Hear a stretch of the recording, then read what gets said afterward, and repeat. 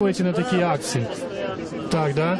А ви чого так чекаєте іншого? Конечно, перемен чекаю. Яких перемен ви чекаєте? Ну, во всім, що не тільки.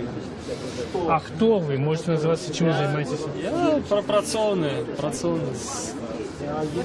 Ось тут питання, да, позвучали від Анатолія Лебедського, питання, підніміть руку, хто має заробок у $1000. Ви не підняли руку.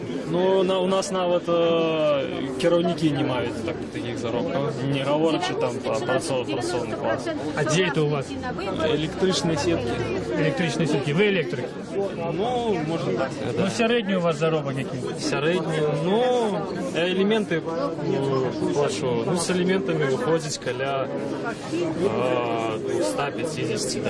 приблизно. Ну, 5 мільйонів білоруських на сьогоднішній день. Скільки отримує електрик, ну, у Литві? Ви ведаєте? Не веду, я просто по спеціальний бортінженер. Ось, у нас бортінженер отримує коля 7 мільйонів. Ну, велика відказність. У той же Німеччині там 5-6 тисяч євро такі спеціалісти. А ви не спробували просудкуватися у яку фірму, як більше заробляти грошей? Спробував, але стан сьогодні дуже дрянний у фірмах, компаніях приватних. То вот не беруть, і там просто немає сенсу міняти шило на мило, да, там так само дрянно? Да. Ну тут не стабільність, не шмат, але не стабільно. А там навіть буває таке, що можуть по кілька місяців і гроші не платити. Ну, так і пропадає. Ось ви сказали, що в самому початку, що ви за переміни. А хто, на вашу думку, дасть цієї переміни? Вот, так, менавіто.